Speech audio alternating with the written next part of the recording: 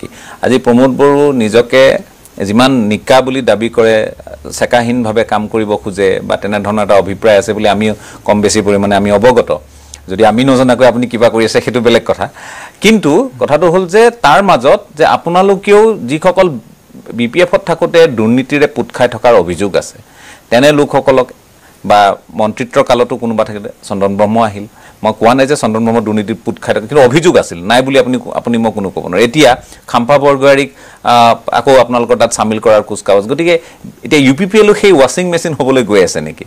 যদিহে তেওঁলোকৰ বিৰুদ্ধে আপোনালোকে এটা সময়ত উত্থাপন কৰা অভিযোগবোৰ সঁচা হয় চাওক পলিটিক্সটো আজিৰ তাৰিখত অল ওভাৰ ইণ্ডিয়া কিছুমান মানুহে আইডলগ বা আইডিঅলজি হিচাপে লৈ পেলাই কাম কৰি আছে আৰু কিছুমান মানুহে ধৰি লওক এজেণ্ডা লৈ কাম কৰি আছে ঠিক আছে তো আইডিঅলজি লৈ পেলাই কাম কৰিবৰ কাৰণে যে মই যদি লেফট নহয় মই যদি ৰাইট নহয় মই কোনো এটা উইঙত নাই আমি এটা সাব ৰিজনেল পাৰ্টি দা ৰিজনেল পলিটিক্যাল পাৰ্টিত আছো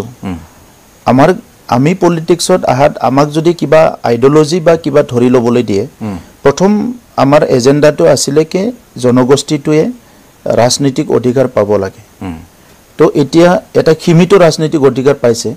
হিখিনি বাস্তৱত ৰূপায়ণ কৰিব লাগে যে ইখিনি পাৱাৰটোকে ইউজ কৰি দুখন স্কুল দুটা ৰাস্তা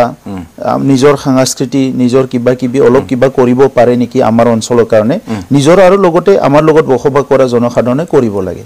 হিটো হল ফাৰ্ষ্ট এজেণ্ডা সো হিটো চাই আছো ইয়াৰ লগতে যেহেতু ৰাষ্ট্ৰীয় পৰ্যায়ত বা ৰাজ্যিক পৰ্যায়ত কাৰবাৰ লগত থাকিব লাগিব আমিতো অকলে আৰু দেশত চৰকাৰ বনাব নোৱাৰো সো আমাৰ লগত মন মিলা আমাৰ লগত আইডিঅলজি মিলা আমাৰ লগত এজেণ্ডা মিলা কোনবা এটা টিমৰ লগত থাকিব লাগিব হিটোটো আমি কৰিলো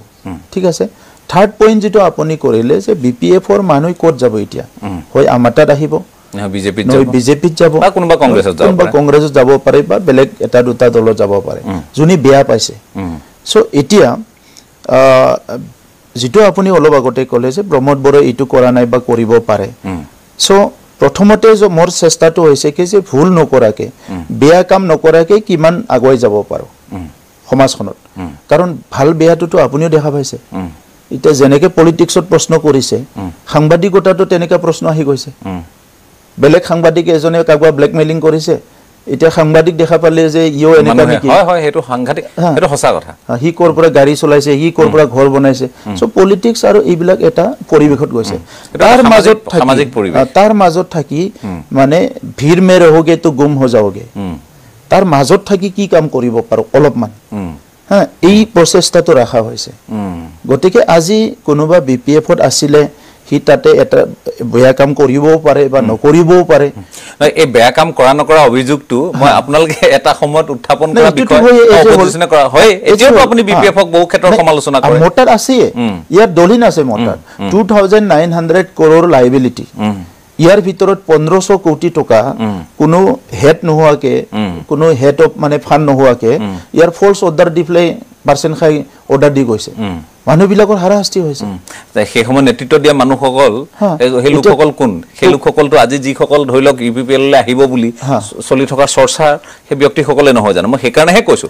ময়ো হিতুকে ক'ব বিচাৰিছো যে এতিয়া আমি ধৰি লওক কোনবা কংগ্ৰেছ চৰকাৰৰ দিনত যেটো বিজেপিত ক'লে তাত ভুল কৰিলে বলে বিজেপিত আহা বিজেপিৰ পৰা কংগ্ৰেছতো যাব পাৰে তো এই সিলসিলাটো যেতিয়া লাগে ভাৰতৰ পলিটিক্স থাকিব চলি থাকিব কিন্তু ইয়াৰ ভিতৰত আপুনি মেন চাবিটো ধৰি আছে হিচাপে ষ্টেৰিংটো ধৰি আছে হিচাপে আপোনাৰ গাড়ীখন আপুনি গন্তব্য স্থানত ডেষ্টিনেশন লৈ যাব পাৰিব নে নাই কৈছেনে গাড়ীত বহুত উঠিব আৰু নামিব বহুতে ভাবিও যে ইহঁতৰ গাড়ীখন ভাল চলি আছে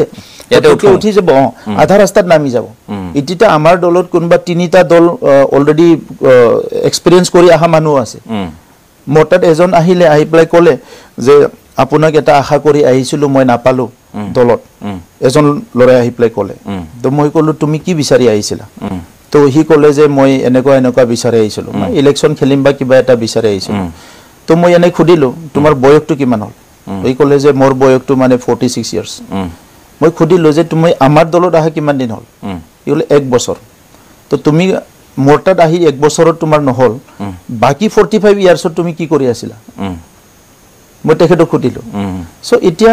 এই কথাবিলাক আপুনি যদি এনালাইচিছ কৰে এনেই ক'বলৈ ভাল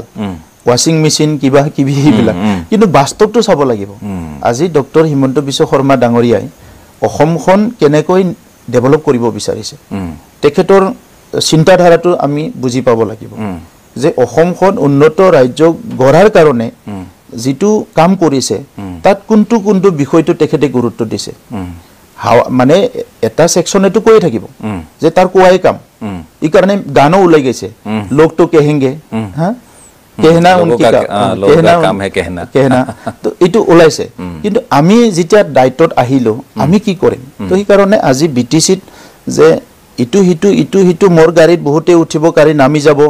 কালি গাড়ীখন খালিও হৈ যাব পাৰে পৰখি আকৌ গাড়ীখন ভৰ্তি হৈ যাব পাৰে সো গাড়ীখন কিমান ভৰ্তি কিমান খালি হৈছে ইটোৰ লগত এতিয়া সময় নাই ইতিয়াৰ সময়টো হৈছে যে ৰাইজে 5 বছৰ সুযোগ দিছে এইখিনি সময়ত কিমান ভাল কাম কৰি যাব পাৰো আৰু যদি পিছত সুযোগ দিয়ে আৰু কাম কৰিব লাগিব সুযোগ নিদিয়ে সাপোজ এই কেদিন মই কৰি আছো অহা কালি লাগি মোৰ দায়িত্ব আছে এই 12 ঘণ্টাত আৰু কি কাম কৰি যাব